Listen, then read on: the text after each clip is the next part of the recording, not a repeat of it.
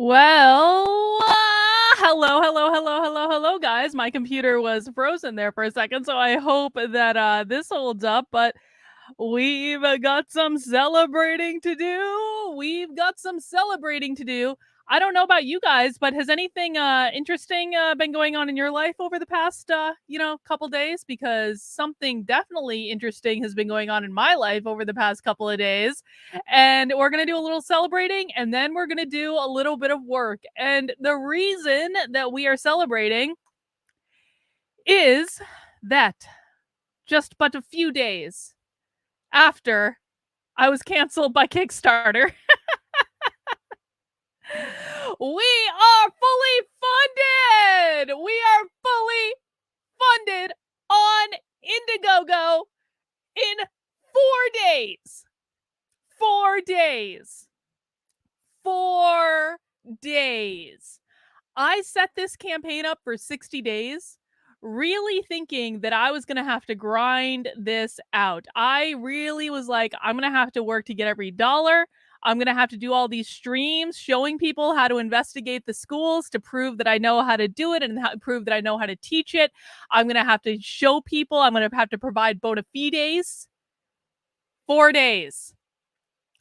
4 days to raise $10,000 to help me build an online training program where I am going to teach parents, 10,000 parents at least, to be exact, how to use public information in order to figure out what the schools are teaching their kids. And I just want to do a special shout out to everyone, mostly on Twitter, who were like, why would anyone pay money to learn how to search the internet? No one's ever going to pay for that. Oh, it looks like they will. Oh, it looks like there's a need. Oh, it looks like this is actually something valuable that people actually do want. And you know what? It's always the simple things, guys. It really, really is. Listen, there is nothing hard or complicated about, well, no, I'll take that back. There's nothing hard about searching through a school's website. There is nothing hard about it. Anyone can do it. This is not about like an intelligence level or that I'm doing anything special, but it is complicated. And there is a lot of information. And if you don't know where to look and how to find it, you are going to get quickly overwhelmed with the information, and you're going to get frustrated because you can't find it. And so what I'm going to be building in this program is I'm going to show parents exactly what they need to do to find the information they need on schools' websites, on their social media, in their publicly available documents. If you can't find it on their school website, we're going to teach you how to do FOIA requests, public records requests. I'm going to break it all down in the most simple possible terms that I can to show everyone exactly and explicitly how to do this, because it's not hard, but it is complicated. And when you're talking about parents, you're talking about busy people, you're talking about people who have jobs, and then once they come home from their jobs at the end of the day, they've got kids and they've got to manage that whole situation. And occasionally, I bet you parents actually like to have some time to themselves, and so sometimes they have downtime. And you know what they're not thinking about? Oh man, how do I wade through a school website that I don't even want to be looking at this anyway, and I have to read all these documents and I don't even know where to start? I'm going to show them exactly where to start. I'm going to show them how to do it. And that is what the Schools Exposed program is all about. And it's a combination of both on-demand videos and monthly live sessions. So if parents have questions about it, those monthly live sessions are going to be there to help them. We can do live troubleshooting together. There are even options in this campaign where I will do the research for you and I will tell you what's going on to point you in the right direction if you don't have time to do it yourself. I am so excited for this. I really do think that something like this is a game changer, because this is not about, listen, here's what a lot of people in the anti-woke space do. They make themselves the hero. They make themselves the center of the universe, and nothing can happen without them being involved. I'm going to be really blunt, guys. I don't want to be involved in everything. I really don't. I don't have the time to be involved in everything. And so my goal with this is to teach parents to think like I think. It is to create, I did an event in Hollis, New Hampshire, probably about a year and a half ago now, long time ago. And there was a guy there, and he is one of these parents that's been fighting back against this. He's been really involved in this in New Hampshire, but I think also nationally to a lesser extent. And he said to me at that meeting, he said, "Carlin, we need to create more people like you." And I said, "I'm working on it. I'm working on it."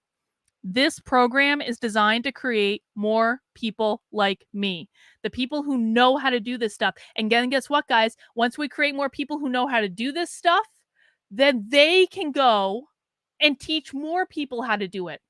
And all of a sudden, we start to build an army that is going to be unstoppable. Because I know that most parents are not going to be doing stuff like we do, which is going and investigating schools for fun, like we're going to do today. We're going to continue the investigation of the Cambridge, Massachusetts School District. I am fully well aware that most parents are not going to investigate other school districts for fun. But you know what they will do?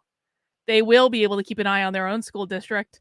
And even after they do their first initial investigation of their own school district, they're going to have that school district under their thumb. Once they get an idea of what's going on and who's in charge and what the schools are doing, they're going to be able to go to every school board meeting armed with information, say, "I know you're doing this because this document is on your website." They're going to be able to go to every PTA meeting and say, "Oh, what's that curriculum? Because here's what I'm seeing on your social media." They're going to be able to go in armed when they meet with the principal and the superintendent and the administration, and they're going to know where to look and what to look for and how exactly to keep them under their thumb so that they're not doing this crap in schools. And you know what? Listen, man, sometimes parents might find on their school website that nothing is going on. There is actually space for that. This is not a gotcha game, and I really want to be very clear about this. I'm not doing this as a gotcha game. I'm not teaching people how to find things to be angry about. I want to show people what the schools are doing based on what the schools put on their own website. I'm going to teach them the language the schools are using. I'm going to teach them where to look for the documents. I'm going to teach them how to do all of this stuff. And if there's no there because some schools, not very many of them, but some schools are legitimately not as bad as others. And we have to acknowledge when that happens. But that also will give parents peace of mind. If they search around the school website and find nothing, and then they do some FOIA requests and they continue to find nothing, then it's probably going to be okay. And that's good information for parents to have as well. So I really thought I was going to have to grind for every donation coming in for all of this. And we've even gotten another donation while this stream has been going on. Let's see if it registered. We are now up almost to, hang on, my computer's running a little slow today, probably because I have 15,000 tabs open from the Cambridge, Massachusetts School District. Hang on, wait for it. I'm going to shut down my email after this because there's only so many things that my computer can do at once. And I think my computer is really trying to run updates right now, which is why this website is taking, oh, there it goes. Yay!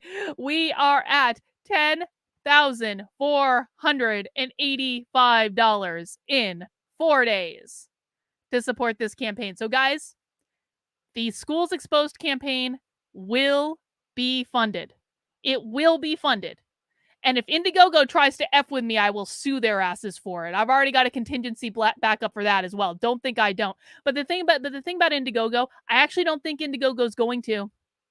I think Indiegogo is going to let this ride. And you know why I think that? Because I am literally on the Indiegogo homepage right now. This is the Indiegogo homepage, and let's just scroll down. Popular projects. Oh, look at that. Schools Exposed on the Indiegogo homepage right now. It actually has been on the Indiegogo homepage for like 2 straight days under popular projects. So that's what you guys have enabled me to do. And it's actually also getting featured. It's getting featured if we go into the campaign, and I'm not logged in under this browser, so this is something that anyone can actually see on actually, I don't know if yes. Okay, so if we go down here, they've actually curated this. Indiegogo has manually curated the Schools Exposed campaign into their arts and film collection, and there are only like 15 other campaigns in this collection. And so you can see they are actually featuring it. So I don't think they're going to cancel it. I think we're good. I think we're solid. Now, if they do, I have everyone's email address who donated, so don't be worried. Look at that. We are in the number 1 position in this special curated art and film thing that Indiegogo has run. So I think that we're safe, guys. I think we're good to go. And I really could not be more excited about the response I've seen to this campaign. It shows me that this is something that parents need. It shows me that this is something that people will support. And so this program will be launching.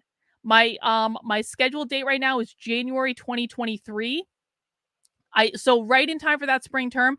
I don't think there I don't anticipate right now that there's anything that could get in the way of this launching in January 2023. So I think we're good. How cool is that? How good does that feel? Well, guys, we are still going to be doing fundraising for this though. So if you want to contribute to this, and there's still a whole bunch of perks that you can get for this. So let me show you some of the perks. And I actually changed one of the perks this morning and I want to talk to you about it. So donations at all sizes are all welcome. Now, I do think I have what I need, like a baseline donation level in order to get this program online. But you know what, guys? Extra could go to FOIA requests. One of the things that I've said with this campaign is I'm going to be donating a portion of the proceeds from this to actually funding FOIA requests when we need them, because FOIA requests can sometimes be really expensive. And so if there are people in the program that need help with getting with FOIA-ing emails, then I do actually have a dedicated amount of profits that I'm going to be using from this to help parents fund those FOIA requests. We're also going to be using this for the Unwoke Army for FOIA requests that we want to do. So that's going to be really great. Also, there's always more that can be done, to be really blunt about it. So like any overages are going to go to marketing the program, trying to get it in front of as many people as possible. In order to run 10,000 people through it, that's something that's going to have to scale. I do not anticipate, and I want to be very clear about this, I do not anticipate 10,000 people in this program at the start of the program.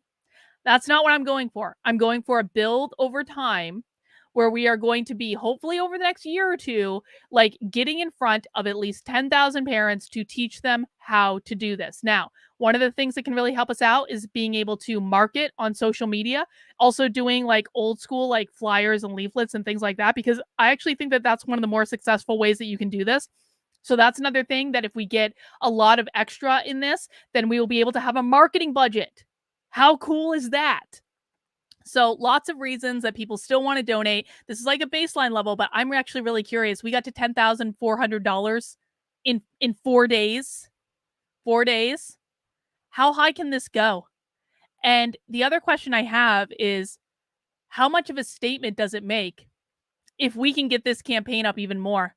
How much of a statement does it make to the world about how many parents want access to this type of information if we're able to really drive the numbers up of this? And so I'm not doing this arbitrarily. You're going to get some good perks when you support the campaign. One of those perks you can get is to be part of the first group of people going through the program and getting access to the program. And once you're in the program, guys, that is a lifetime membership. So you will get access to all future updates in the program. You will get access to every single monthly call. And there are a couple levels that you can get access right now. The first starts at $50. I will be selling membership in this at $99 once it launches. Because in order to scale technology, that requires money. It's just the way it is. But I feel like $99 is a good entry point for that will suit most people, and it will give them more than enough information to for me to feel comfortable that they are making a valuable investment, and that they're going to get their money's worth at it. But if you want first access to the program at $50, then you're going to have to donate through this Indiegogo. And there are only 50 seats for that. That's a limited availability. So right now, 17 out of 50 of those seats are claimed. So we still have what?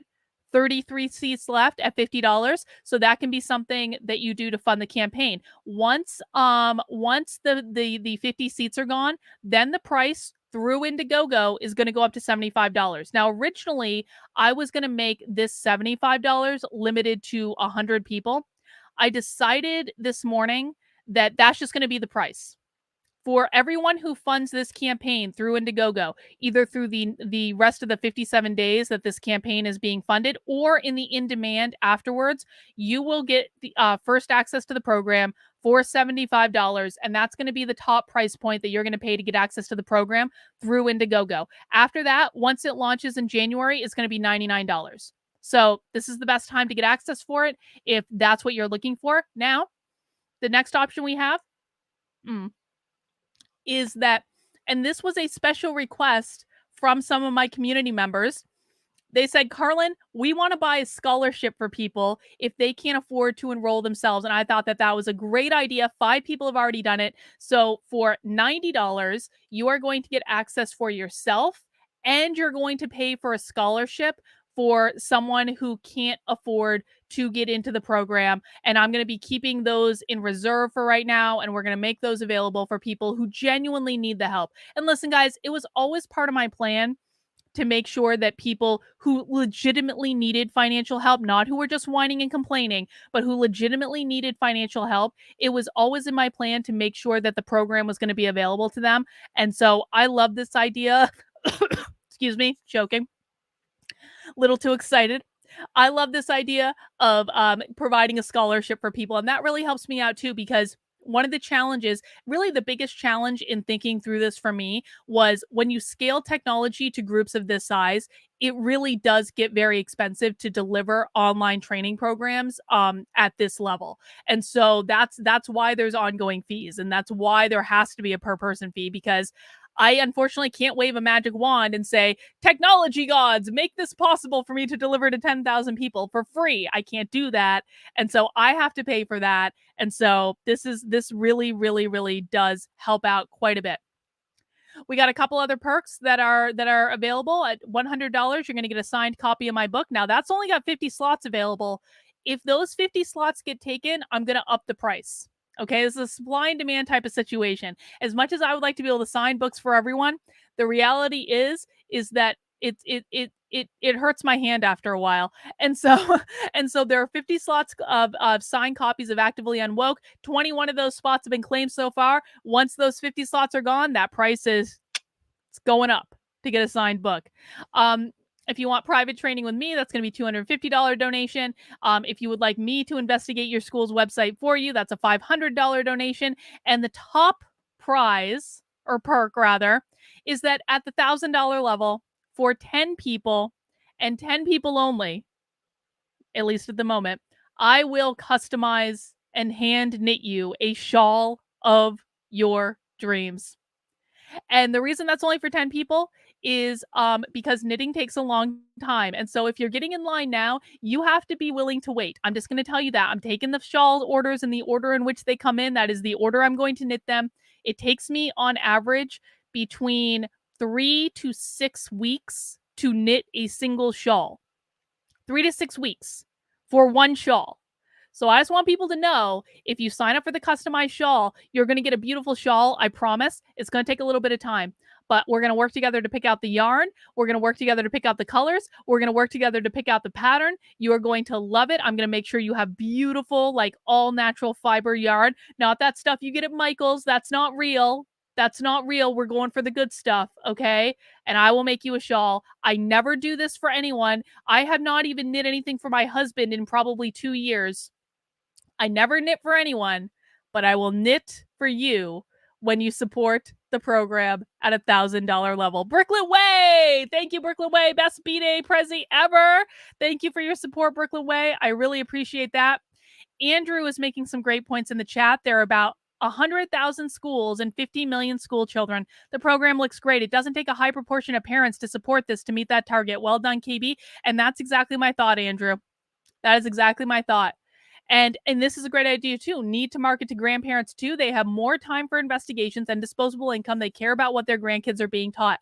That is a really great idea, Andrew. We should think about how we do that. But guys, the very best thing that you can do, in addition to, of course, if you are able to financially support the program, I would love for you to be able to do that. The link is pinned to the top of the chat or in the description down there somewhere. You can also go to unwokearmy.com/parents. Fun fact, as of yesterday, I own schoolsexposed.com. And so that's going to be a key part of this too. I've got big plans for schoolsexposed.com. That's going to be, you guys are going to be real excited, but I'm going to tell people in the Unwoke Army first about schoolsexposed.com and what we're going to be building there. It's going to be so fucking cool. But financially supported if you can. Get into the program if it's something that interests you. Get a scholarship for someone else. All of those are available. But the very, very, very, very, very best thing that everyone can do is to share this. I cannot emphasize this enough. I do not have a marketing budget for this at the moment, though if we continue to fundraise at this level, I might have a really nice marketing budget to play with, and I'm really appreciative of that. But word of mouth is how this is going to be accomplished. In order to get 10,000 parents into this program, we are going to have to word of mouth the shit out of this. I need it shared on social media. More, even better than that, I need it shared in your parents' groups. If you are in groups talking about critical race theory in schools on Facebook, and I know many of you are, please share this program. I can't share it because I'm going to look like I'm self-promoting, okay? But if you guys go in and share it, hey, I found this. This could be really helpful. That would be amazing. Share it in your groups on Facebook. Share it with parents you're talking to in the community. Share it with everyone who would be interested in this type of information. Let them know what we're doing. We can word of mouth the hell out of this. And that's how we're going to get attention on it. Listen, I'm not naive. There ain't going to be no conservative influencers that are going to help me spread the word on this.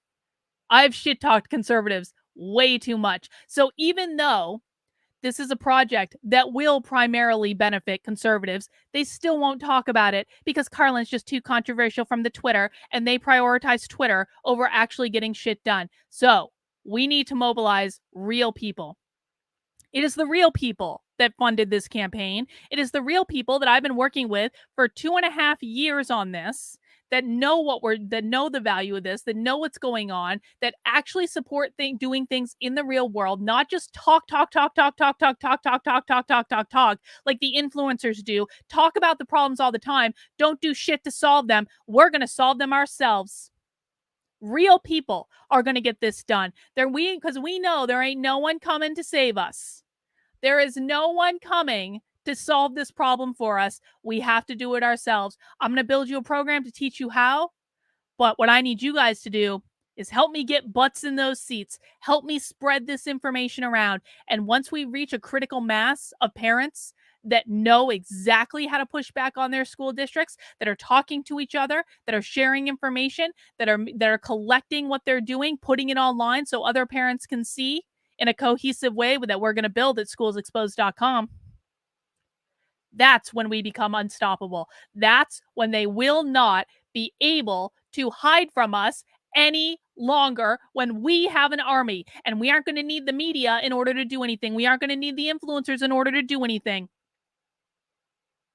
We need to stop relying on people on TV or on YouTube. I know I'm speaking ironically. We need to stop relying on those people.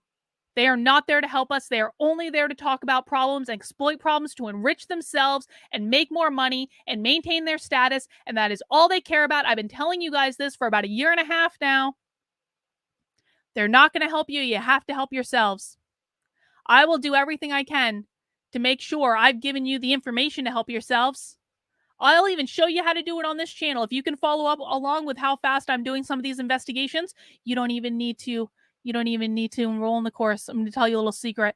The stuff that I'm doing on this stream today are the things that I'm going to break down in really succinct detail in the course, but you can honestly pick up as much information from just watching my streams. You don't even have to pay for it. You pay for things you value. If you value my work, I appreciate your support, but you don't have to. And I'm just going to be really honest with you about that. But a lot of people need the extra help because we go really fast on these streams because we can, and we have a limited time period. A lot of people can't keep up because they don't know the basics about the language or where to look or any of that. So for those people, the Schools Exposed program is going to be a perfect jumpstart to them doing all this stuff too. So thank you guys. I cannot say enough about just how amazed I am at the response to this. I really, really appreciate it. And let's just run this sucker up through the moon, man. Let's just keep going, because the higher this goes, the fewer people are going to be able to ignore it. All right, guys. Well, I want to jump into so what we're doing today is a continuation of an investigation that I started on Saturday. I did a 5-hour stream about this on Saturday, and we are continuing to look into the public schools in Cambridge, Massachusetts. And there's still so much to look into on this right now. Right now, I'm on the Office of Equity and Inclusion and Belonging. You can see I have 15 billion tabs open. And one of the things we were doing when we last left off is, let me see, where is it? Where is it? Nope, nope. No, there she is. Yes, we were looking at this. This is where we left off on the stream on Saturday. Is we had started digging into the staff professional development program for the Cambridge, Massachusetts public schools. Now, something interesting happened after I did the stream on Friday. I'm not going to show it to you yet, but I was actually contacted by a young alum of one of the high schools in Cambridge, Massachusetts, like very recent graduate. And I know he was a graduate because he showed me his diploma. And what he said to me, and he's given me some insider info, and I'm going to have a lot more questions for him. And thank you, mystery person, for coming forward. Of course, I'm going to protect your identity. What he said to me is he said, Carlin, this is even worse than you think. I was indoctrinated into it. I can tell you what they're doing. And what he actually said to me, and by the way, not white. He's not white. And what he said to me is that he had teachers that were legitimate democratic socialists. Like, we're going to democratic socialist meetings, like integrating democratic socialist things into their classrooms. This is from a graduate, relatively recent graduate of one of the high schools in Cambridge, and it's only gotten worse since then. So I think this is a nice little rabbit hole for us to go down and play around with a little bit. And I want to do some additional investigation on that. But before we get into that, I just want to let you guys know that in addition, and I probably should have had this pulled up in another screen. Hang on, we're going to go back over to this one. In addition to, of course, supporting this project on Indiegogo, another way that you guys can support my work is by heading over to activelyunwoke.com/support. And there are different ways you can support me over there. You can support me on Patreon. There are levels from $5 a month all the way up to $250 a month with different perks related to those, including things like stickers and t-shirts and things like that you can only get on Patreon because Patreon is the only one that will let me do these things. You can also, though, become a member of my locals. And when you either become a member of my Patreon or a member in my locals, you get access to our 2 Zoom calls that we do every single week. And this is available for both. So nothing has changed about my locals. For Patreon, we've added this perk of you getting access to our community Zoom calls. And our next community Zoom call is in about an hour and a half. And so if you would like to come and join a private community Zoom with me at 7 p.m., you need to head over to activelyunwoke.com and either become a member in Patreon starting at $5 a month or a member in locals also starting at $5 a month. You can also do $50 a year in locals, whatever you like. And you will receive a link to join a Zoom call in about an hour and a half. And they're private. They're unrecorded. They were with members of my community. They are awesome. And we have a great time. We also just started movie night last night. So another thing that happens, either when you become a member on any of these platforms, either Patreon, locals, or even on Substack, but also if you become a supporter of the Schools Exposed program, you're going to get access to my supporter Discord. And we just had movie night last night. We're starting a weekly movie night. It's going to be on Sunday nights at 8 p.m. And you can come on the Discord. We watch a movie. Last night we watched Soylent Green. We had great discussion about Soylent Green and how it's relevant to today. Next Sunday, we're going to be watching 1984, which I'm really looking forward to. I haven't seen that movie in a minute. And so that's another perk that you get either from supporting this or by being in Patreon or locals, what have you. You can come to our movie nights in the supporter Discord and connect with relatively sane people who aren't psychotic. It's so much nicer than Twitter. Can't even tell you guys. Yep, Gabs is going to be there too. Hey, Gabs. Sure, I will ask him if he wants to sue. You got it. You got it. All right, guys. Let's dig into our continued investigation of the Cambridge, Massachusetts school districts. Please mount that like button for me if you have not already. And so what we were looking at is this. And so one of the interesting things that we found is that one of the core trainers at the Cambridge schools is a woman named Dina Simmons. Now, Dina is interesting because we watched a webinar with Dina in which Dina says that we need to abolish capitalism and that she believes that capitalism is whiteness and that we also need to eradicate whiteness. And this is a woman that is currently doing training in the Cambridge, Massachusetts school districts. And we know this because, let's look at Dina's Twitter. Let's look at Dina's Twitter. Activist, educator, TED Talker, founder of Liberated SEL, and white supremacy with a hug.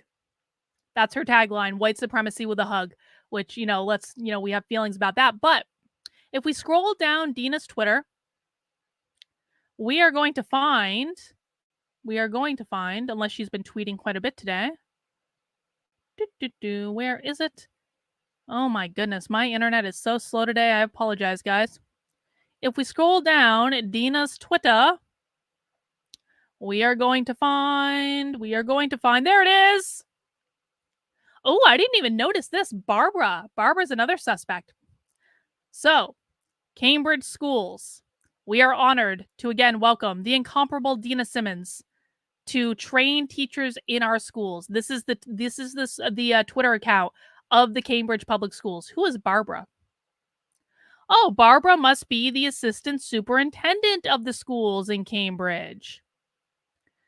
Healing and liberation in education. Oh, good. Oh, look, here we go. See, these are some of the nice rabbit holes that we start going down when we start doing these types of investigations. Is you kind of have to go down like, okay, so one of the reasons that I think a program like Schools Exposed is necessary is that when you first start doing this stuff, it is a fire hose of information.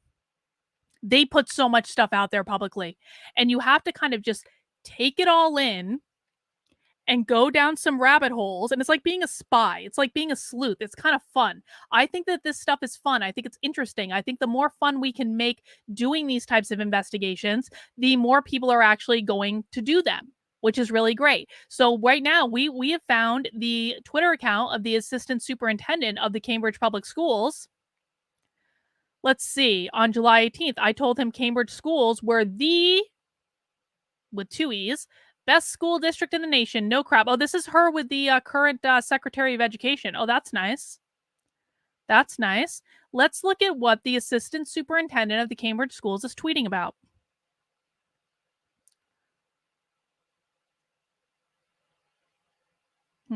That's about AP courses. That's fine. That's fine. Sometimes they're not doing anything that's offensive, guys, to be really honest with you. And it doesn't really seem like she is. Oh, wait.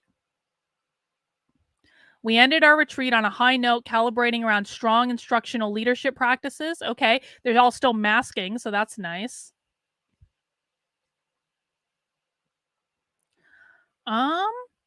There she is, retweeting Dina, being in a picture with Dina. We're going to go back to Dina in a second. They're doing leadership development. All right.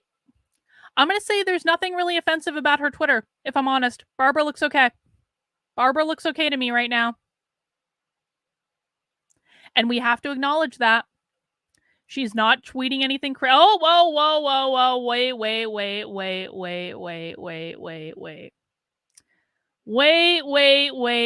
Wait. Second annual National Symposium on Equity for Black and Brown Gifted Students. The educational activist James will offer motivation to press forward towards disrupting systemic racial inequities in the education system and beyond. Okay. All right. The problem with saying high school math shouldn't change. Now, one of the things that we did actually find out about the Cambridge schools is that they are doing some derivation of anti-racist math. They're talking about equity in terms of mathematic instruction. I didn't see a lot of evidence that there was anything overtly bad, but who knows? But no, Barbara seems to be okay. Barbara is not setting off any alarm bells for me at the moment, and so we're gonna go with the fact that she's okay. But Dina has some Dina has some interesting stuff. In fact, how we connected Dina was not just that I saw her on the Twitter account earlier. Check this out. So here's what I'm looking for. The Cambridge Public Schools did Becoming an Anti-Racist and Anti-Biased Educator teacher training session, and I started looking for information about becoming an anti-racist educator, and that led me to the University of Connecticut, because what I want to do, I want our training materials. I want to know what Dean is teaching. Because if we have what Dean is teaching in the Cambridge schools, we then have what Dean is teaching in every other school she's doing consulting for, because she ain't just in the Cambridge schools. She is all over the effing place. So once we have her teaching materials for the Cambridge schools, and yes, we can FOIA this, and we will FOIA this if we need to, then we know what she's teaching elsewhere. Okay? So we know she's doing this type of professional development training. And how I connected this is Becoming an Anti-Racist Educator. I basically Googled for that, and I found Becoming an Anti-Racist Educator on the University of Connecticut. And who are they citing? They were citing Dina. So what I want to find is what her training materials are. So in this introductory course, and this was given December 2021 through June 2022, so this was like a several week course, we will explore different aspects of what it sounds like, looks like, and feels like to be an anti-racist educator from theory to practice. Participants will also provide feedback and help shape future scope and sequence professional learning experiences. These courses will be open to all educators, and a cross-section of participation is encouraged. But that's not the only one. This is the one I really want. Check this out. January through May of 2022 of this year, the Cambridge Public Schools held professional development training for teachers called Intersectionality and Gender in Middle School and High School. So we know that radical gender ideology is in the Cambridge Public Schools in Massachusetts. And we know that because they literally held a 5-month training series for their middle and high school teachers. I want to know what they taught. Now, I can't get that from here. Wait, hang on. Can I? Hang on. No, password restricted. I just want to put a call out there. If there are any teachers in the Cambridge Public School District that wants to send us these training materials, I will protect your identity. I won't say where I got it from. I'm going to get it anyway. I'm going to FOIA it. If there's anyone that has access to these materials, I want to see them. Yes, they are teaching it in middle school. Why else would they have middle school teachers taking this training? So if there are any teachers in the Cambridge Public Schools that would like to just quietly and anonymously pass me over those files, you can reach out to me at activelyunwoke@gmail.com. I'll even show you the email address. It's on the screen right here that we're going to see. No, go away. activelyunwoke@gmail.com. If you have whistleblower documents that you would like to send me, I will protect your identity. I will keep you anonymous. If you would like to send me these training materials, I will protect your identity. I will keep you anonymous. If you would like to send me any other crazy things that the Cambridge school, or quite frankly, any other school system in the country are doing, I will protect your identity. I will keep you anonymous. activelyunwoke@gmail.com is where you can send those materials. Please and thank you. The goals for this course will be to provide an opportunity for educators to learn, practice, and continue normalizing conversations around intersectionality and gender identity, two central concepts that are often left out of conversations on diversity, equity, and inclusion. Oh, hang on. We will introduce and define key concepts relating to intersectionality and gender identity, and then provide educators opportunities to use gender identity and intersectionality as a lens for taking a closer look at their classroom practices, their curriculum, and general school culture. So, yes, we know based on the fact that they're doing this training that there are at least some teachers within the Cambridge Public Schools who are integrating radical gender ideology into their classroom practices and into their curriculum because they're literally doing professional development training around it. Or if they're not doing it yet, they will be because that's what they want. They also have, and I'm not sure I actually think that this is a bad thing. I don't know what this is. Healing centered engagement. This might be social emotional learning. I'm not exactly sure what this is. We're kind of putting a pin in this one because I don't think it's the most important thing. Healing centered engagement is an asset based and culturally rooted approach to healing and well being for young people of color and adult allies. This seems more like practicing psychology without a license, basically. So, this is where we left off in our research into the Cambridge Public Schools. And now I just kind of want to troll around their website for about an hour and see what else we can find out about them. Now, I really wish, God, I want her training materials so bad. See, like part of the problem here is this is like really blurry. And so I can't even tell exactly. This is a 10-hour introductory course. I can see that.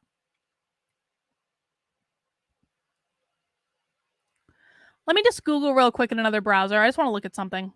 Hang on. We also know that this school district has an entire equity team, by the way, including a chief equity officer. Becoming an anti-racist, anti-biased educator. Oh, shit. I know you guys can't see this right now, but I just found it on Dartmouth's website. Gina Simmons. Do I actually have? Hang on. I might have just hit a jackpot here. No, no jackpot. Just an article.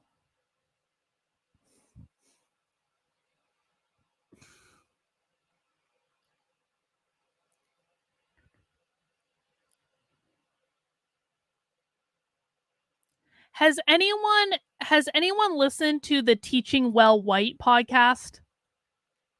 This podcast keeps coming up. What? Oh, hang on. Hang on. Oh, it's connecting to the library. Okay, let me show you guys what I'm looking at.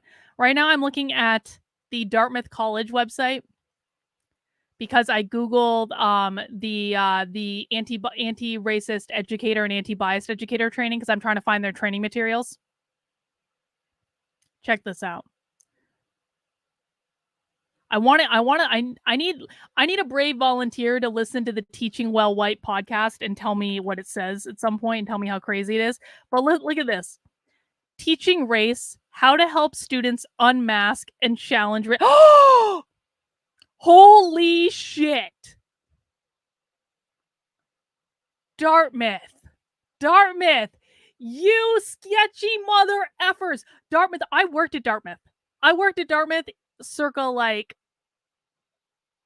2007, 2008, something like that. I worked in their fundraising office. Dartmouth was so conservative when I worked there. They were so conservative. And now fucking Dartmouth, literally has Pedagogy of the Oppressed by Paulo Freire listed on their website as a recommended book. What the hell happened, Dartmouth? What the hell happened? You used to be so reliably conservative. I wonder what Dartblog thinks of this. Okay, so Dartmouth has like this might actually be a fun little project for me. Dartmouth has like this whole little subset of like uber conservative alums, and they have this blog that drives the administration absolutely crazy.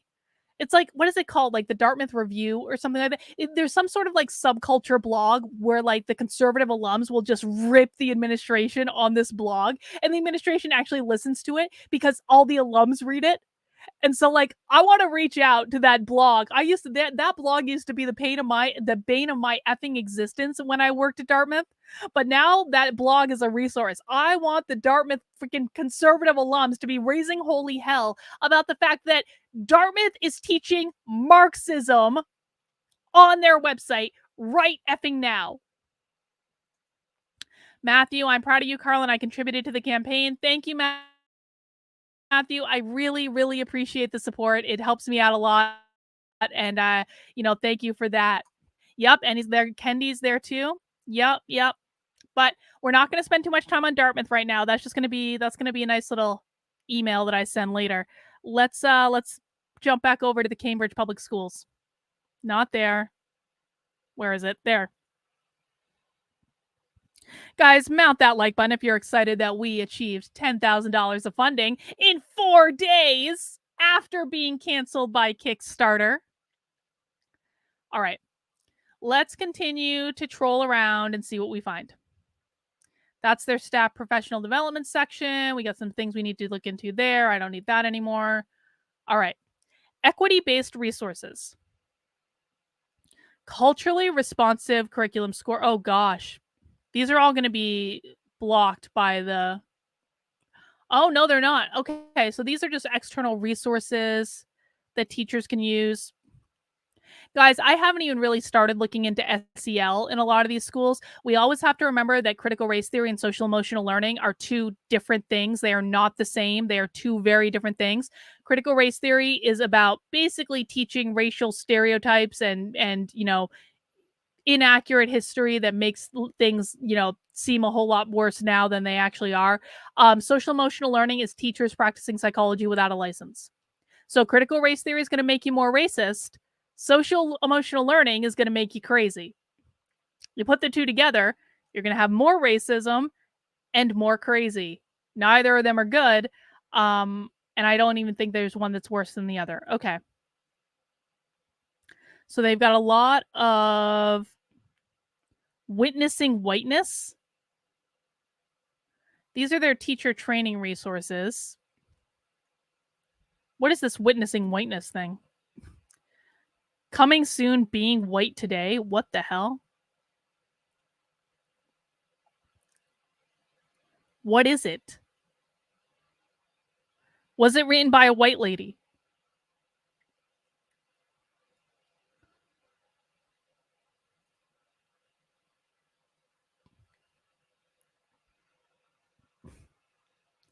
About. Who wants to bet she's white? Bet she's white. Bet you she is. Yup, white lady. Everyone gets a bingo square if you guessed white lady. Oh my, no, no. She named her dog Ally. It might be Ali, but it's Ally. She named her dog Ally. Bro. Come on.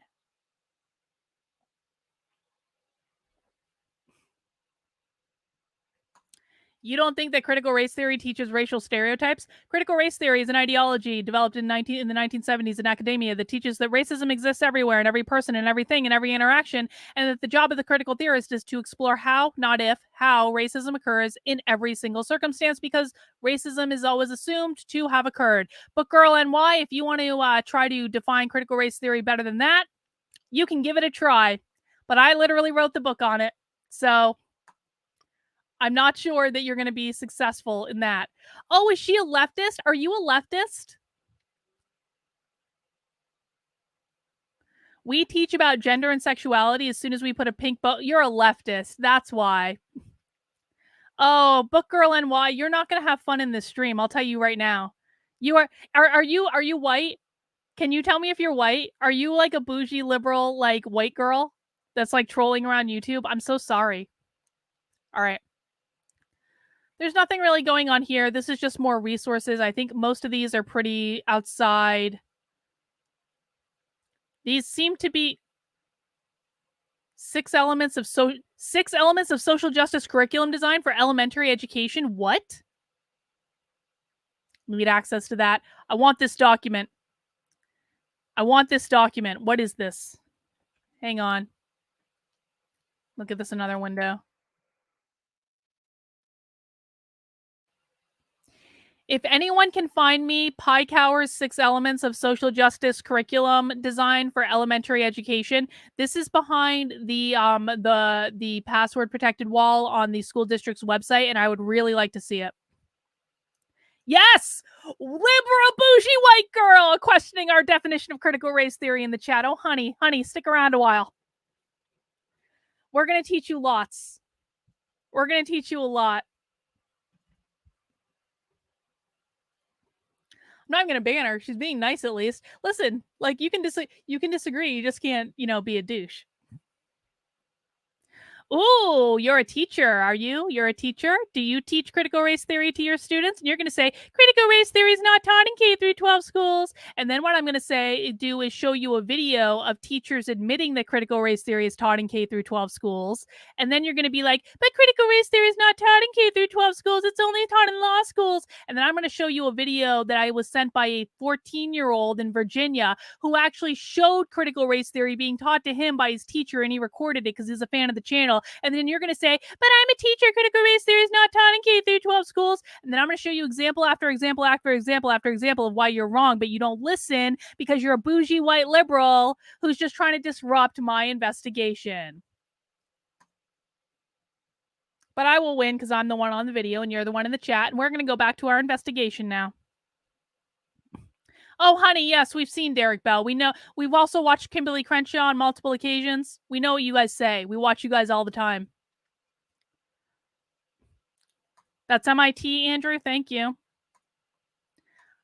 Oh, I might just argue with this girl the entire chat. It's so cute, liberal white girl, that you think that I care what your definitions are. It's so cute that you think I care about your bougie, liberal, elitist definitions. I only care what you're teaching students. That is literally all I care about. I only care about the children that you are indoctrinating into your leftist ideology every single day, paid for by the taxpayer. And if you think I'm not going after New York, you better wait a second, because we're going to do Rochester, New York next. I'm not even doing the New York City schools. The New York City schools are fucked. We're going to Rochester because that's going to be some crazy, that's going to be a crazy school district. I'll tell you that right now. No.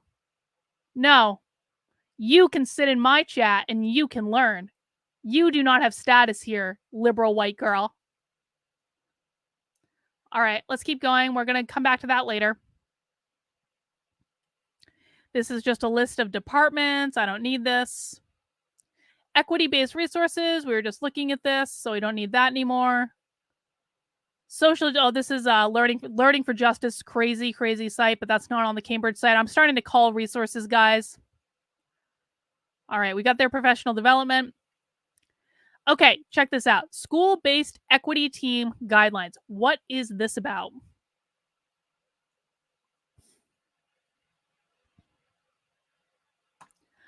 I don't give a fuck. I don't care. Oh, well, I'm probably going to be investigating your school next. Are you in Rochester? Please tell me you're in Rochester.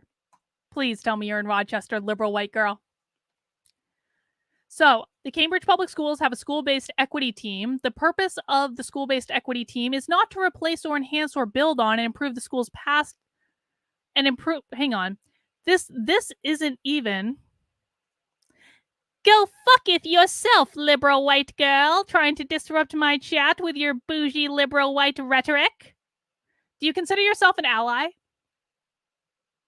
Are you a good liberal white ally?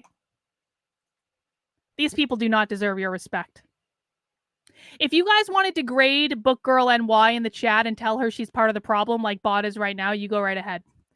The purpose of the school-based equity team is not to replace, but to enhance, they're missing a comma, but to enhance, build on, and improve the school's past and current efforts to ensure academic success for all students by closing opportunity gaps for students, providing culturally proficient teaching and learning practices, and ensuring equitable and inclusive environments for all students, families, staff, blah, blah, blah, blah, blah, with an intentional, equity-focused, anti-racist lens. Give us your school district. Where are you? Where are you? Do you want me to show how your school is teaching children far left progressive ideology right on the stream right now? What town are you in? What school district are you in?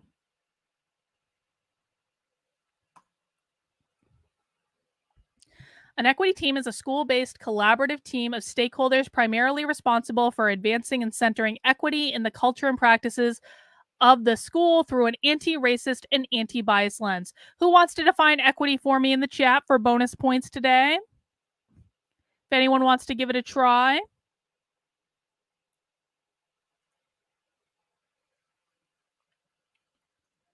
Love My Dog says, I bet she's up around Essex County. Book Girl NY, are you around Essex County? James Jones sent URL for the PyCower paper in chat. Super chat isn't letting me send it. I don't see it, James Jones. I don't see it, but I appreciate that, and I appreciate the super chat. Yes, Reagan for the win. Equity is a quality of outcomes. That's correct. Well done, Reagan.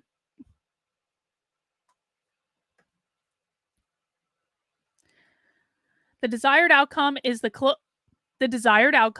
closing of the academic achievement gap for students and ending the opportunity gaps that permeate the school community. Okay, so what we're going to be looking for is equity typically involves not lifting people at the bottom and the middle up to the top. What it typically involves is pulling people at the top down to the middle. Okay? And that's how they level out the outcomes. Is it's not about lifting everyone up, it's about pulling people at the top down. That's not good because that is a place where we cannot have excellence. We cannot have the exceptional. We want to make sure that we are lifting everyone up. I would have no problem if the end result, and we should probably look into the academic performance of the Cambridge Public Schools. I would have no problem with this if the end result was lifting everyone up, but I suspect the end result is going to be pulling the exceptional down, and that's where I start to have a problem with it. Enigma says, you're the reason I have hope for my country. New York schools next. Expose them. I'm from New York, and NY Book Girl is lost. Ignore her.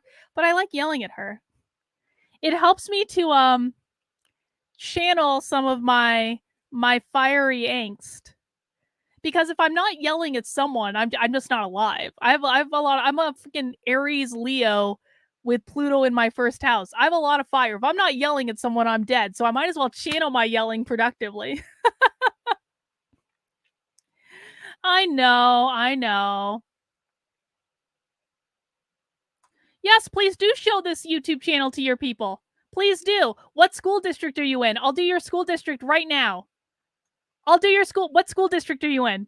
I will pull up your school district right now. We will do a live impromptu investigation of your school district. What school district are you in? What school? I was a Democrat for 20 years, Book Girl NY. I know the game you're effing playing. What school district are you in? We do this for fun, dude. All right. The number of team members can vary, but should be representative, blah, blah, blah. What school district are you in? Why are you afraid of telling us what school district you're in? You're anonymous. Why are you afraid of telling us what school district you're in? I will pull it up right now. I'll just sit here and wait. What school district are you in? I will look at it right now. I've got 1 hour until my call.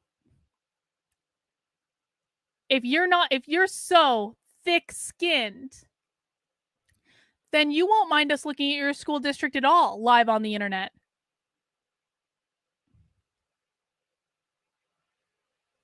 I don't think it's Lake Placid. Lake Placid isn't really central. Lake Placid is like all the way up. I've driven there before.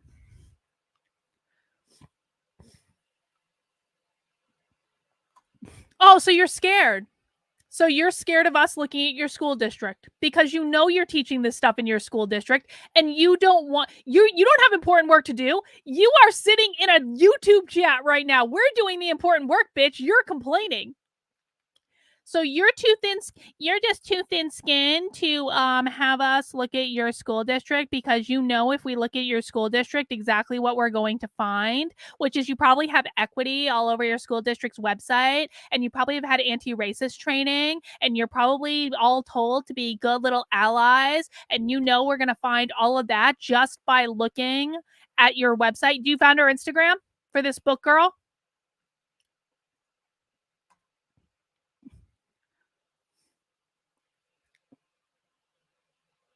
So you're chicken, is what you're saying. That's okay. Bot found your Instagram. Bot, let me know if you figure out what school district she's in. We'll pull it up right now.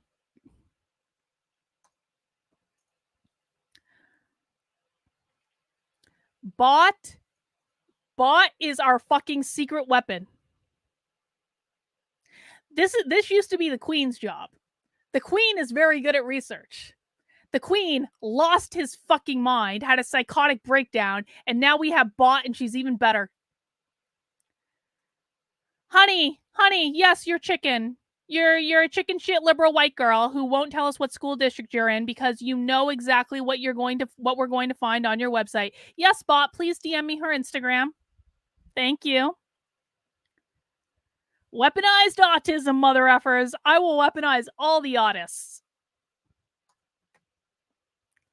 Bot, let me just pull up my my Twitter. Not on screen.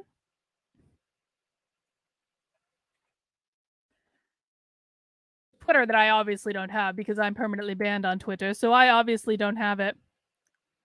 Oh, but you do have an Instagram because we found it. Ha ha, too bad, so sad. All right, Bot, I got that. Well, Twitter is doing its best to load, but let's... Gosh darn it. I have way too many windows open. Got it. Got it. Book Girl NY, you literally have the same handle. Let's look at Book Girl NY's Instagram together. I know that we're not doing the Cambridge schools right now. I promise we're going to get back to that. Haha, it's private. You guys want to see what Book Girl NY looks like, though? You know what I bet we can do? You know what I bet we can do? Is I bet you, open image in new tab.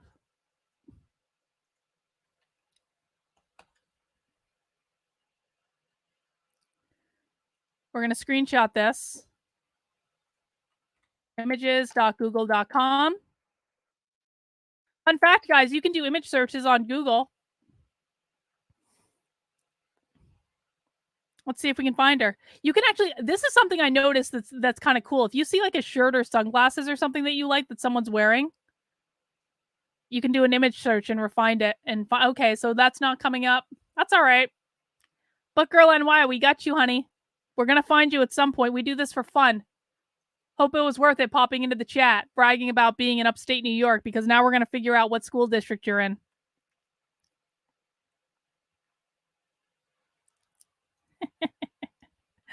No mercy for these people, guys. No mercy at all.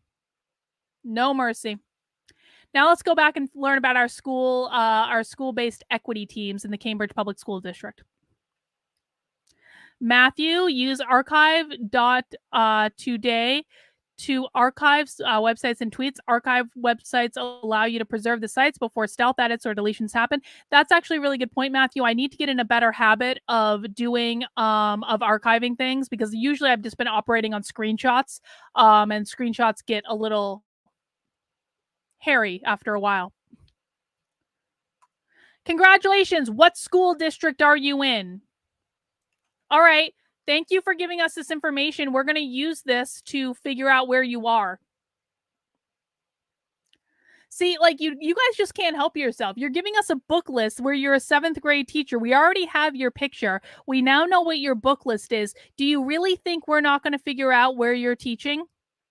Honey, you're on summer vacation on a YouTube channel. We do this shit every day for fun. Oh, sure it isn't. Oh, sure. Sure. Yeah, okay. On these school-based equity teams, the following guidelines are meant to ensure inclusion and transparency, diversity across race, diversity of stakeholder, two minimum categories of caregiver. What do they do? Duties and expectations of equity team. There we go. Conduct an equity self assessment that examines and deconstructs current practices and policies through the lens of equity and racism. Design and help coordinate a school based equity plan with findings from the assessment that includes actionable initiatives that support systems change to center equity and active. So they're centering equity and actively promoting anti racist practices. Please do pass it around, because when you pass it around, what's going to happen is that more people are going to start running their mouths. And that's when we find out what school district you're in. And that's when we start exposing all of you for the racist white liberal ladies that you are. Please do pass. Do you really think I'm scared of you, honey? Do you think I'm afraid? Do you know how you are not even brave enough to tell us where you teach? Tell me your school district and I'll give you a link right now. We'll do it live. Tell me your school district now. You get a link if you tell me your school district. You don't get a link before.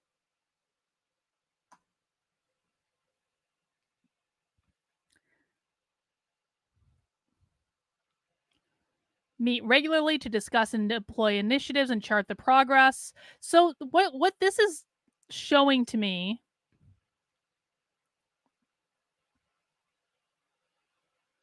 what do these teams actually do?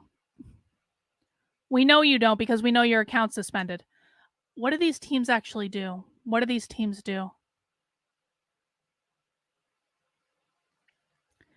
It almost seems to me like these school-based equity teams, they're kind of like the re-education team.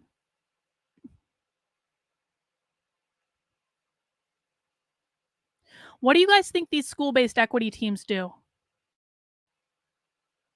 They're assessing current practices and policies, designing and coordinate school-based equity plans, meet regularly to discuss and deploy initiatives, provide timely updates, address issue with the school community's locus of control. What school district are you in, coward? What school district are you in? I'm desperate. I can do this every single day for years.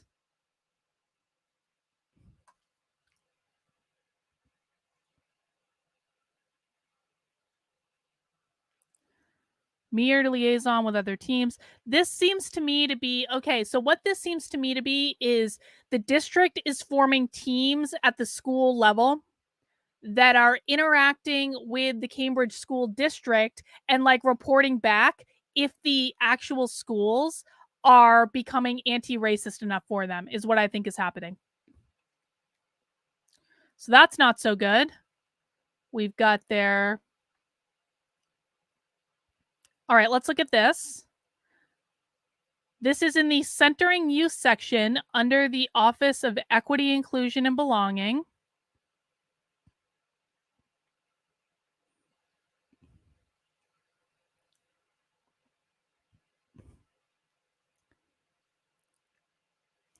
If you aren't afraid, then why aren't you telling us what school district you're in?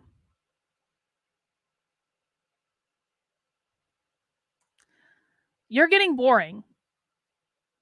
Just like the liberal white ladies that pretend not to have Instagram accounts that we've already found, just like the liberal white ladies to just insult, insult, insult, insult, insult, insult, insult, insult, distract, distract, distract, distract, cry, cry, cry, cry, insult, insult, insult, insult, insult, insult, insult.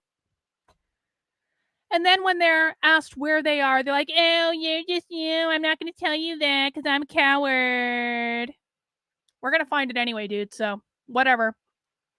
You're getting boring now. So you guys can demean her in the chat if you like. We're going to look at what this is.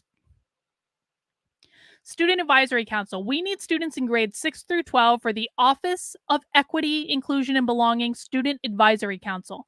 Members of the Student Advisory Council will attend monthly meetings with members of the team. The Student Advisory Council will give feedback.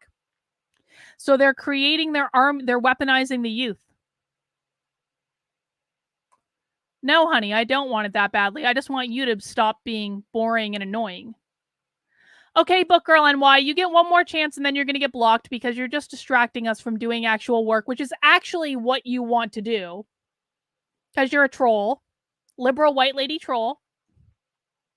Next, your next chat in, if you're not telling us what school district you're in, you're just going to get blocked. And then we will all go on our merry way. Story-based exchange based on the information we gathered, blah, blah, blah. Oh, I love it when they do youth summits. I love it when they do youth summits. What was this youth summit about?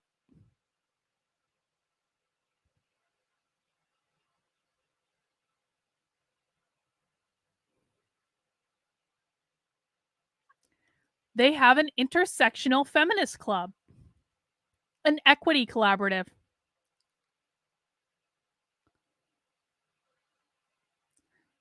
Check this out.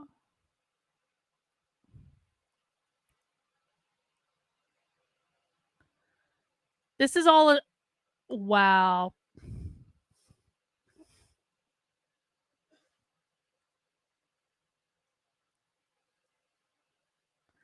So this was their summer. What was this summer? In June. In June, the Office of Equity. Goodbye, new Book Girl NY. We're going to find your school district eventually, but you won't be here because you're boring. In June, OEIB invited scholars from different affinity and cultural-based groups, that means segregated, at CRLS. So this is the high school. This is like the main high school. To participate in small group listening sessions to share with us, blah, blah, blah. During the first Equity Leader, over 120 participants gathered via Zoom. You know what I want to find? I want to find that high school real quick.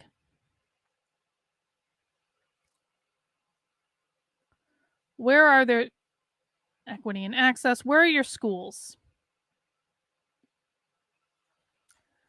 High school, Cambridge, MA. Not that, not that. This. Cambridge, Rind, and Latin School. By the way, I was talking to Joshua earlier. This is the one I want to look into. I was talking to Joshua earlier because Joshua grew up in Cambridge. I was like, where did you go to school? And he said they closed. So we can't investigate Joshua's high school. I was all excited. All right. So this is the Cambridge Rind and Latin School. This is, I think, the largest high school in Cambridge, Massachusetts. Is also the one that I have at least one insider from at this point. And I would like to go and look up equity at this high school. Equity and innovation, freshman technology experience. Excellent.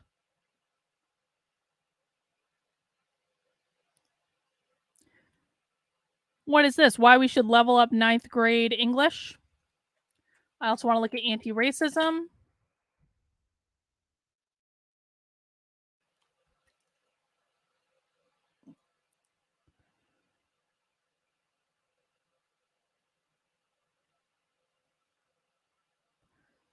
All right, this is just about getting more people into computer science. I don't think that's bad.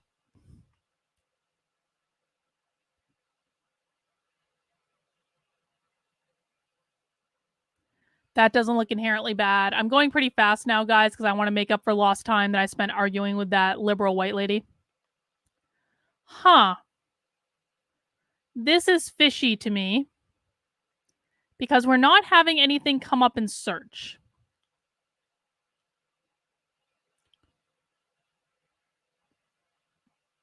So we're going to have to do a little bit more digging here. Hang on.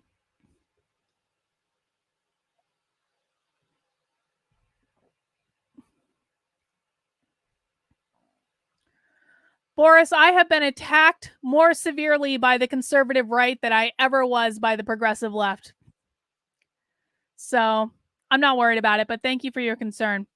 All right, Here's what I want to do. I want to go look at their guidance office. I also want to look at their, what is this? Support and enrichment programs. This is specific again to the high school that I know this high school is uber woke. What does enhanced senior year mean?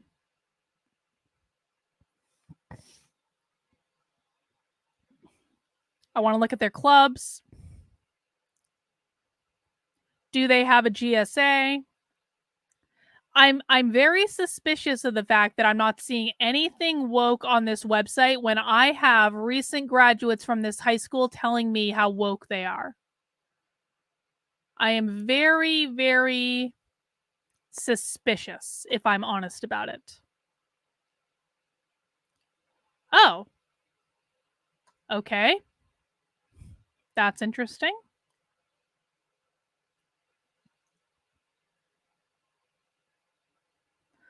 None of their website works. Why doesn't it work?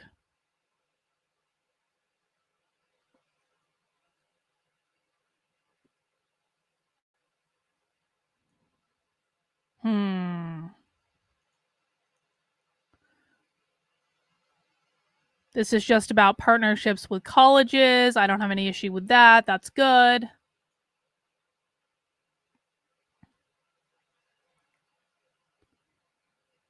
Summer reading list.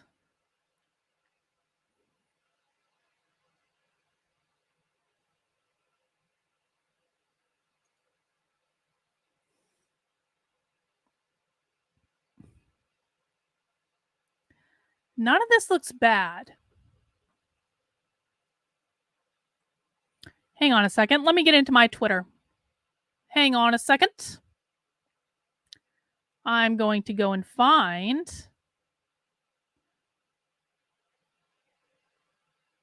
I'm going to go and find my friend from. Do you guys want to see a picture of this school? Do you guys want to know why I'm suspicious about why I'm not finding anything in this school? Let me just make sure I'm not showing you the name of this person. Because this is currently a picture of the school. Do you guys see that? No, that didn't pull in. Hang on. Stop share. Why I'm suspicious that we're not finding anything about this school is because this is currently a picture of this school. I'm just saying it's not conclusive proof that there's something going on, but the fact that there's a giant Black Lives Matter flag hanging outside the school tells me there's probably something going on. Other things that are suspicious about this school are apparently this school has random walkouts like all the time where students will walk out for like almost anything. And they're doing it just to like, you know, they're doing it in protest and solidarity, of course, but usually just to like get out of class. But there are like random walkouts that occur at this school.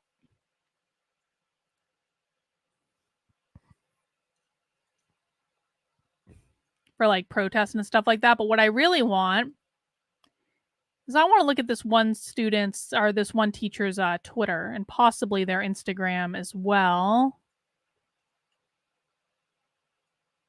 Not that.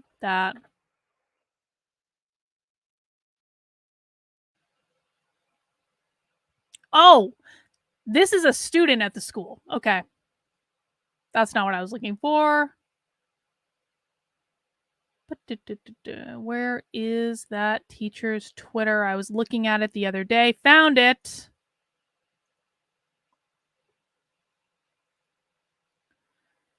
Found it. Bing.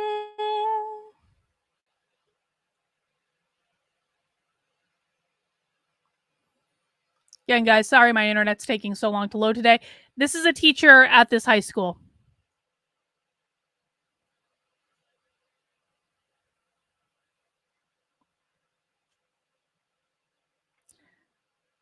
And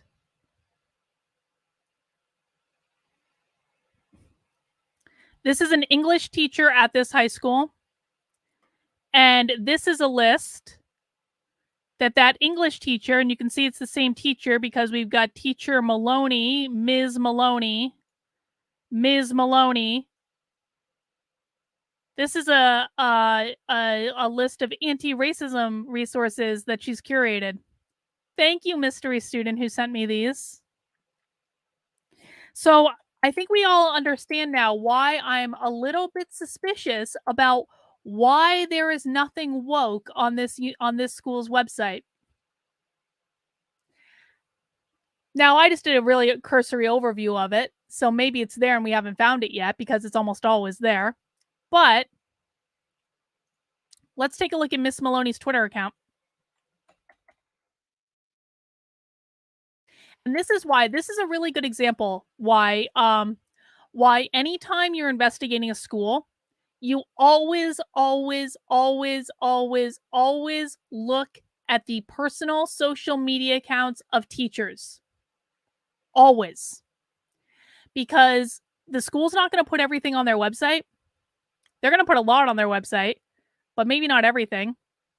But sometimes they tweet everything we need to know. So right at the top of her Twitter, in this classroom, we believe Black Lives Matter, women's rights are human rights, love is love, no human is illegal, science is real, water is life, kindness and respect are everything in religious freedom and critical thinking. You are welcomed. You are loved. Love trumps hate, teachers for justice, no ban, no wall. Let's go into her replies. The replies are always the place where you really should look on Twitter.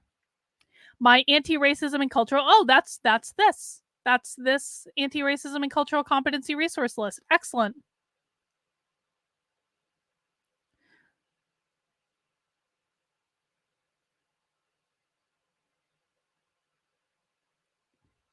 She's got white fragility on the list. Unpacking the Invisible Knapsack was written in 86. I thought it was 89.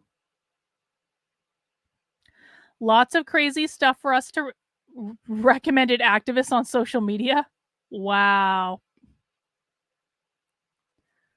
All right.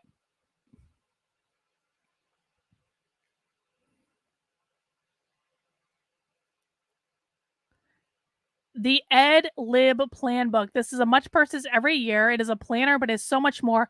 A labor of love, both a dedication and a call to justice-based action at its core. What is this?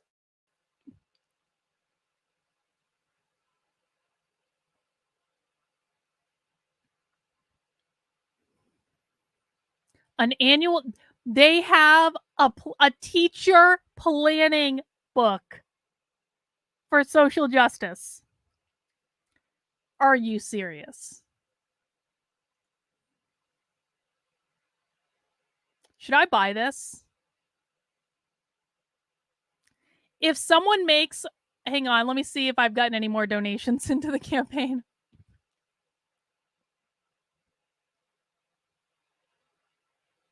Oh, thank you to whoever backed it. We are now up to $10,540. That's awesome. If someone makes a $50 contribution to the campaign, I will buy this teacher education planner. I'll buy it right now. I even get 30%. Well, maybe this doesn't work anymore, but let's just check. Actually, who am I kidding? I'm going to buy it anyway. Who am I kidding? I'm going to buy it. Oh, I don't even need $50. Never mind. I got this. I got this. I got this. Don't donate for this. I got this. Okay, I'm buying this anyway. Add to cart. Hang on. Let me stop share for a second. I am actually legitimately going to buy this right now.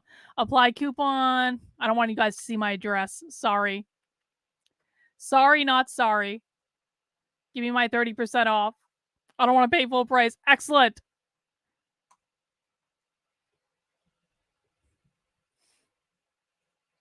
Wait, did you really? I found Book Girl NY on Goodreads and then all of a sudden it was deleted. Are you serious?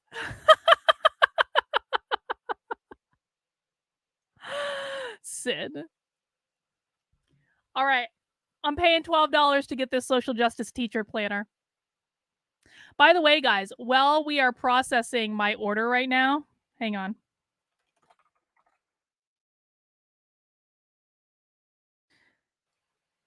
Oh, yeah, I'll subscribe to your newsletter. Why not? $6 for shipping. Jesus Christ. The things I do for you guys. The things I do.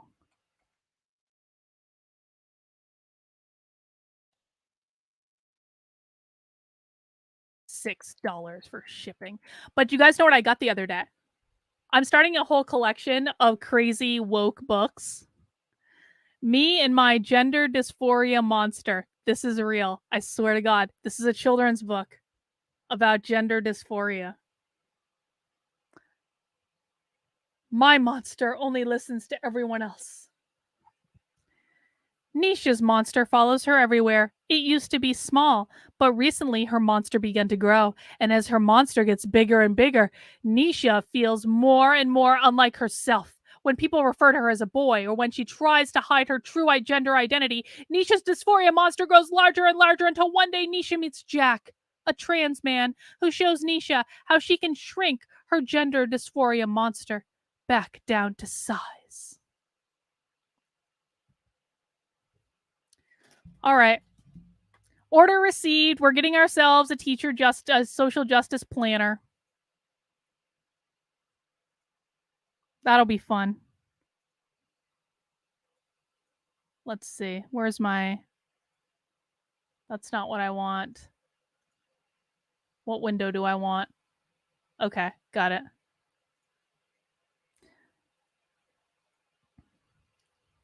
So we're getting that planner.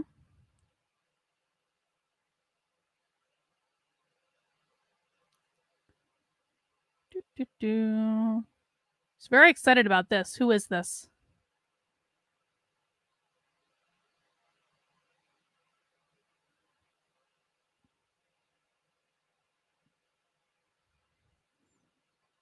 She is very excited. Oh, this is... Okay, this is just the planner thing. Okay. There we go. Now we're back to Ms. Maloney's feed. Oh, 5 years ago, I stopped grading participation and started giving students silly award badges instead. Oh, that's nice.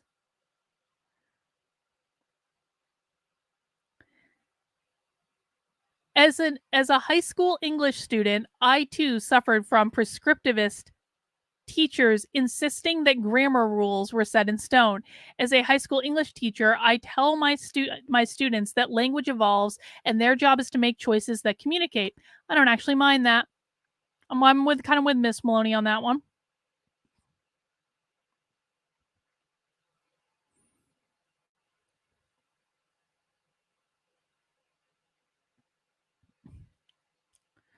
Teaching youth about the rise of white nationalism and other kinds of extremism is tricky but important. What has worked for folks who've done this recently? It wasn't quite this, but I taught a thematic unit last year about bystanders, upstanders, and resistors. Ding, ding, ding, ding, ding. Ding, ding, ding.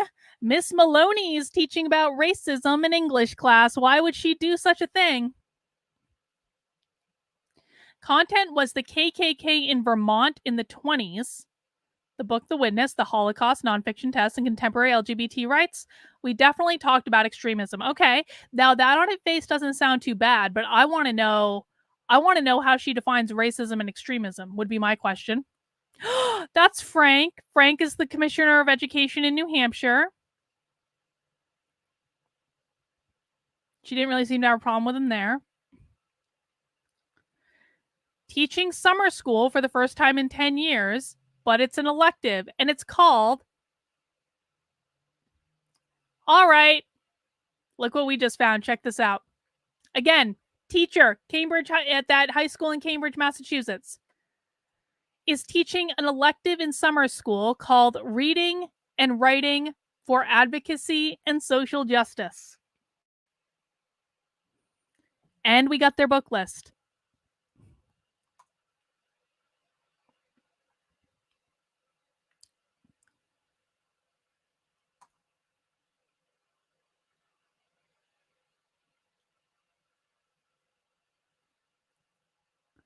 Excited to help kids think about how to fight for their beliefs in high school, summer school, English class. Let's see. So she's got a whole chart here. Gender, religion, race, redlining. economics class, environmental justice. Oh, there we go. Andrew, bottom left, what were you looking at? Climate change and how we'll fix it. Stamped. I've got. Do you guys know what I have on my desk right now? First, I don't have that version of stamped. I have stamped for kids.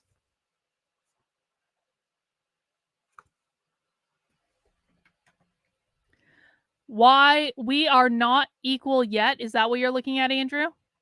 Oh yeah, when they call you a terrorist. Yeah, I saw that one too. Why when they call you a terrorist, a story of Black Lives Matter and the power to change. What? That's literally written by the Black Lives Matters founders.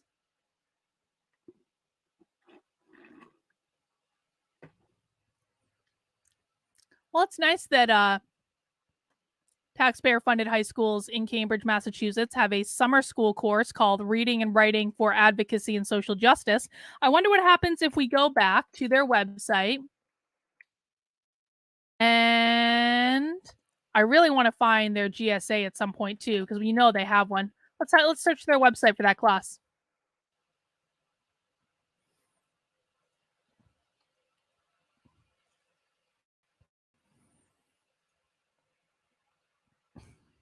That's a nice little reading list that we just found, isn't it?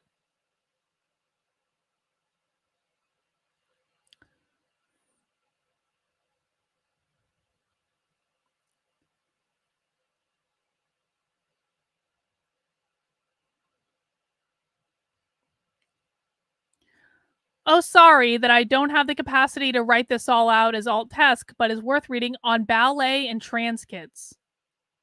I started ballet when I was 6 and stopped after 3 years. When I then took a break for 3 years and came back and did jazz ballet, which has most of the same body mods but without turnout, and tap for another couple years. And every physio who works on my body looks at my feet, hips, calves, and set goes, "Oh, you danced." I was never even flexible enough to do the splits, but you best believe I stand in turnout.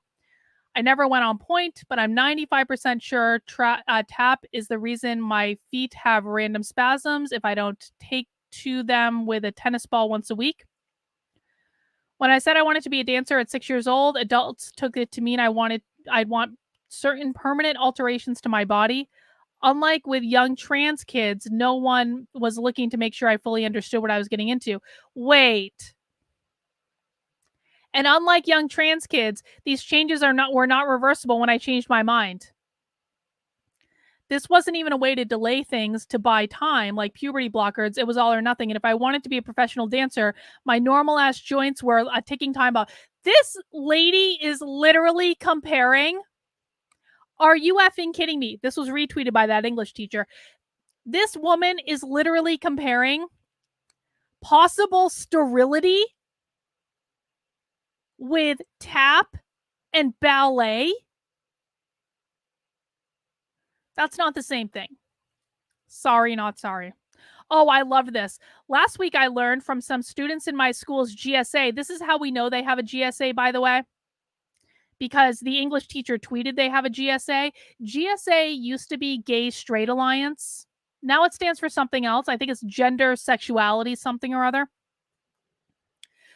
But I want to find that school's GSA website because you know they have one. But check this out. Last week, I learned in my school's GSA that there is a specific flag for allies. Guys, congratulations. If you're an ally, you have a flag now. Proud to display it at my house next to an American flag. May our country move towards progress, equity, and justice for all, and finally live up to our ideals. Let's go back to the assert and see what it found.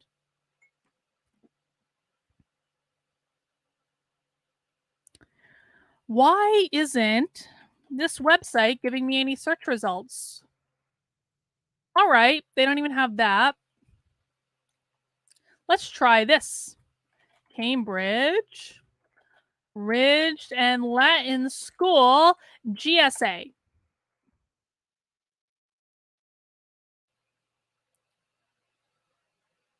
Sure.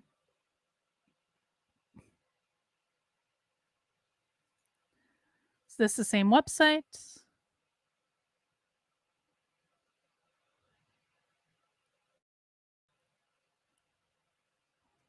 I wanna find that GSA page. Not messing around.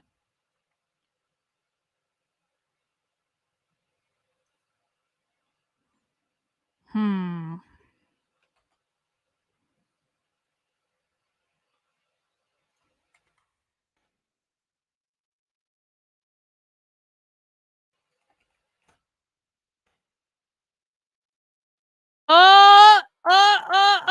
Oh, look at this. Oh, look at this. We just had to go to Google.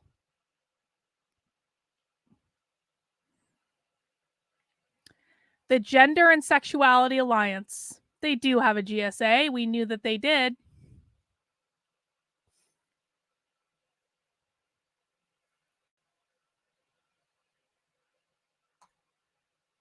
What's the Rise Up program?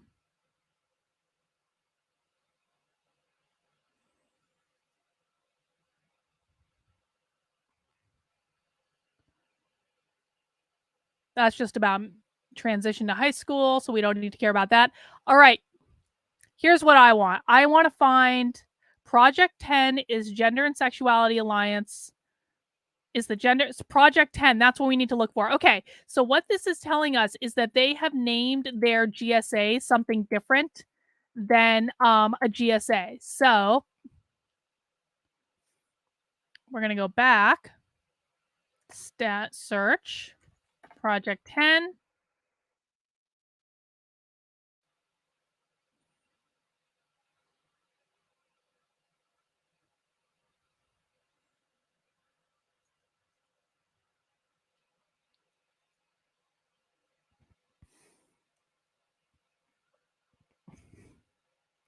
Huh.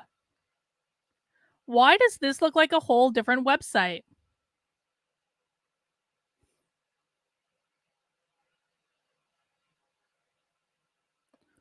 Why does this look like a whole different website? That's interesting. Still not doing what we needed to do, though. So, what this is telling me is that we're going to have to FOIA some stuff from this high school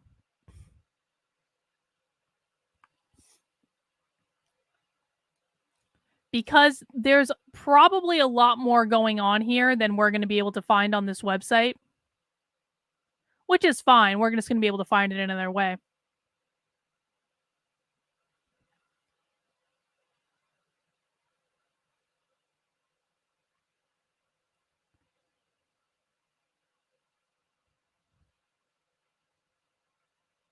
All right. Well, I guess that's going to be kind of a little bit of a dead end for us at this point. It looks like they're doing most of this stuff behind a password protected wall. Again, if anyone can get me behind that password protected wall, I would really like to see what's back there. And by the way, guys, so with parents, they're going to be in a better position to request this information than I am because I have no connection to this school, right? But if you got kids in this school, I'm going to bet that you can probably get behind that paywall and find more information.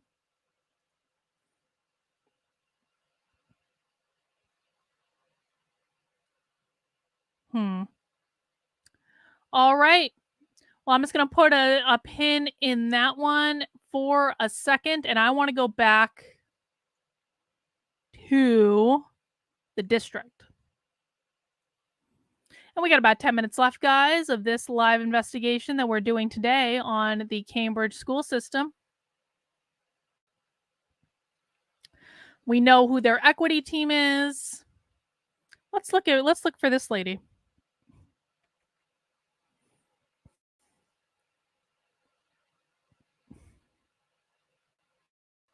Let's look for this lady.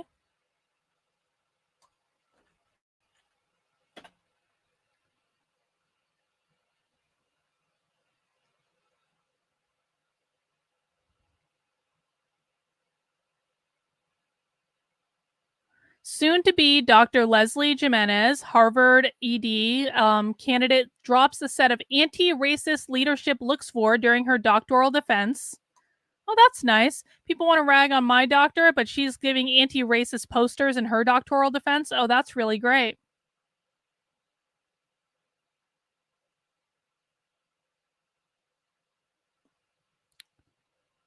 Doesn't look like she has a Twitter, though.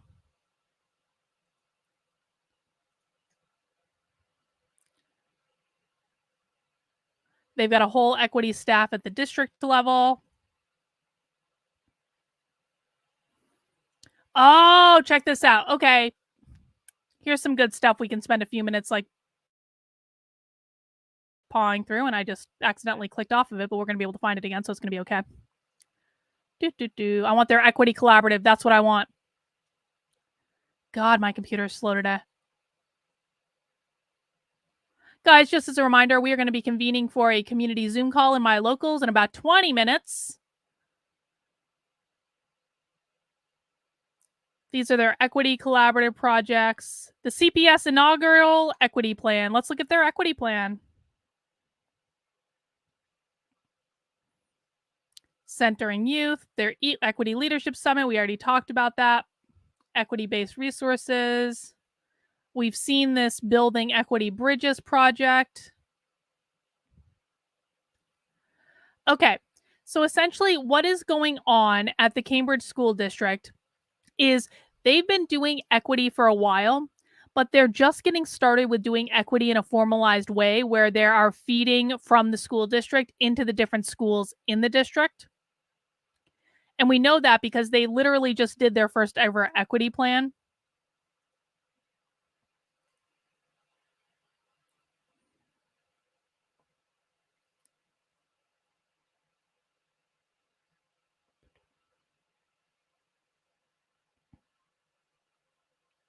And now we're back to that. So I think we've pretty much exhausted that. This is their inaugural equity plan. The equity team spent the summer of 2021 reviewing the many equity-focused initiatives undertaken throughout the district.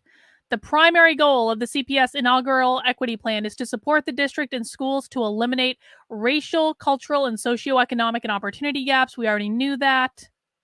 The goals in this plan will take several years to achieve, but the work must begin now.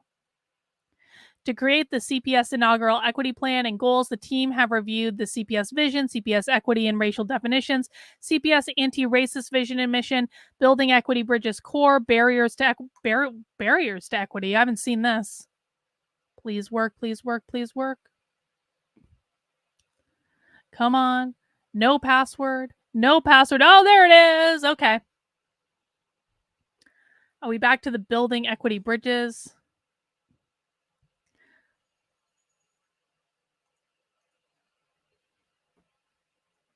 Is this all available? Please let this be available and open. Please, please, please, please, please.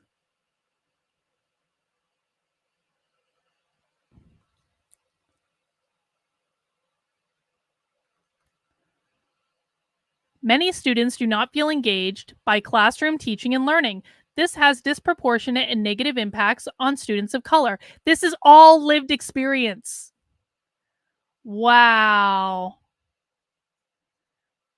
This is all lived experience. This is a giant This is a giant struggle session. Oh my god. Whiteness, privilege, and bias. We all have internalized bias that impact our environment, yet expect certain things from certain people, and we turn a blind eye to information that does not conform to our worldview. My child is in elementary school, but I honestly feel like some of the white teachers treat him like he's a teenager. And then when they forget to treat him like he's a child, he really internalizes that. I hate having these conversations with my black son about this because why can't he just be a kid? He's 10 years old. Another caregiver shared, I hate that I have to give my child particular advice about being black at school. I have to tell him not to draw attention to himself. I have to tell him to not make waves, not to make noise, and not to give them any reason to notice you. I hate that. I hate that I have to tell him that. It's not fair, but I think that's the only way he's going to get through school. Cambridge, Massachusetts has a lot of non-white people in it. It just does. So I don't think that this is based in reality. Educators of color express that unconscious bias is a root cause of inequity in the district. Oftentimes, unconscious bias impacts how administrators treat populations of educators, and in some cases, how evaluations are perceived. Many structures and practices are based on white middle class norms that do not support equity. Oh, okay. Why are white middle class people always well, why are white middle class people always white? Why are middle class people considered always to be white?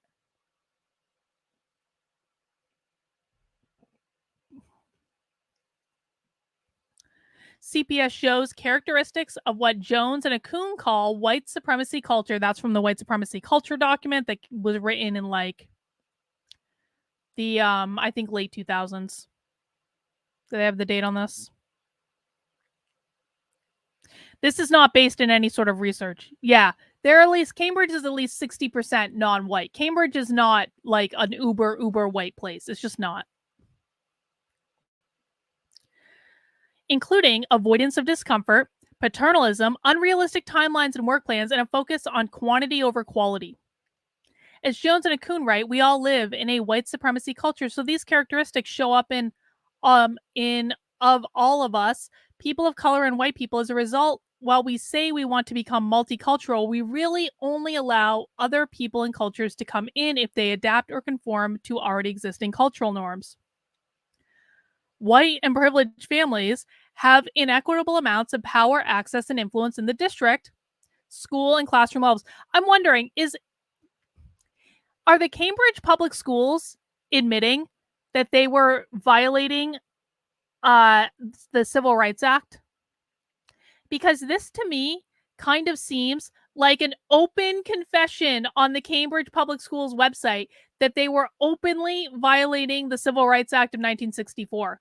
And that would be a problem if, and we know they were, if they were getting state funding. So are the Cambridge Public Schools legitimately saying that up until 2021 they were a racist institution and discriminating against people? Is that the argument that we're making here? Because it kind of seems like they're talking a lot about how the schools are racist on their very own website. I think they do need to be defunded, Andrew. If they were violating the Civil Rights Act of 1964 and acting in overtly racist ways, as they seem to really be confessing they were doing on their website. And why, by the way, are youth not being centered in the Cambridge Public Schools? Who was being centered?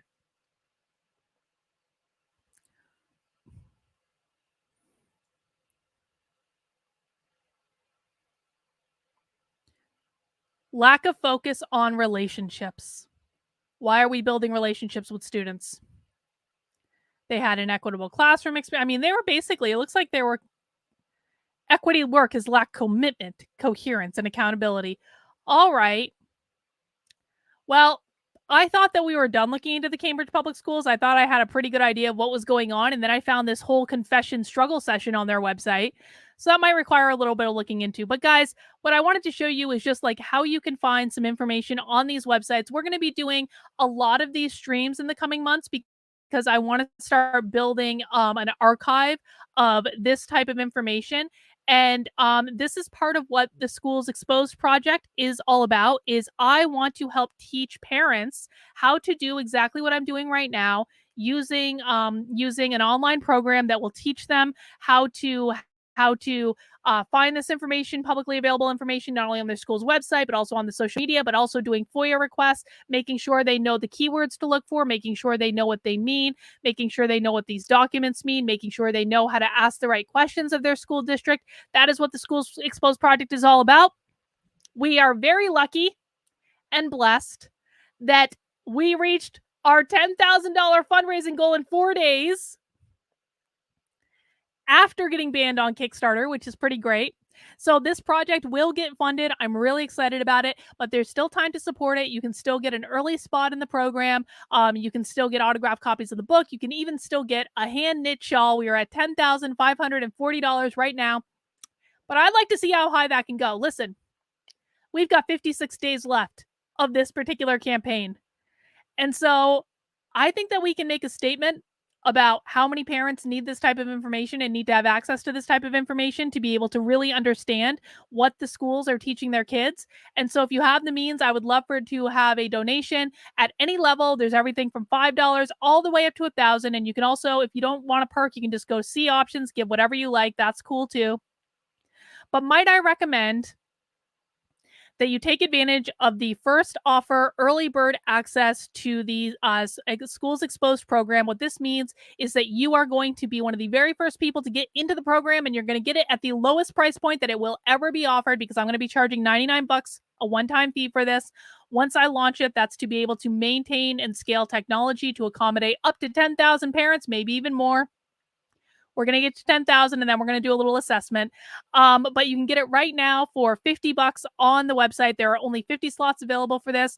18 of them are already taken. So that would be a great thing. And also, once those 50 slots are gone, the price goes up to 75. But if you want to get an access for you and for another person who might need a scholarship, might need a little bit of help, I do have a $90 level, which provides access for you and a scholarship recipient at a really good price. And that's 5 of those have been claimed already. This was a special request by people in the community to help those people who can't afford it. And of course, we want to make accommodations for those, because I don't want to provide access just to people who can afford it. I want to provide access to everyone. The reality is, though, that technology costs money, and it's just the way it goes. So, guys, if you want to help me out, the link is pinned to the top of the chat. It is in the description below. You can also go to unwokearmy.com/parents, and that will redirect you right to this website. Thank you again for supporting the work I'm doing, for getting me to my fundraising level in 4 days. I cannot say enough how much I appreciate it. I will be back tomorrow with another stream. Maybe we will look into Rochester, New York tomorrow. We'll see. We've got a whole long list of school districts we need to go through, so we got a lot to do. I've got an article that I'm going to be putting up about Cambridge on my Substack either tonight or probably tomorrow, because Monday Zoom calls tend to go a little bit long, but we'll definitely get it up tomorrow. But guys, thanks again. That's all I've got for today. Please mount that like button on your way out the door. Please subscribe to the channel if you have not already. We're going to be doing a lot more of these investigations. Sometimes they're interesting, sometimes they're boring. It just depends. It's just the way it goes. But I really want to teach parents how to do this stuff, and this is just the way you got to do it. All right, guys, we'll see my locals in about 7 minutes in our Zoom. I will be sending out the link on locals and Patreon. If you want to join us, please join as a supporter on locals and Patreon, and you will get the link too. And I will see you guys in a little bit. Take care. We'll see you soon.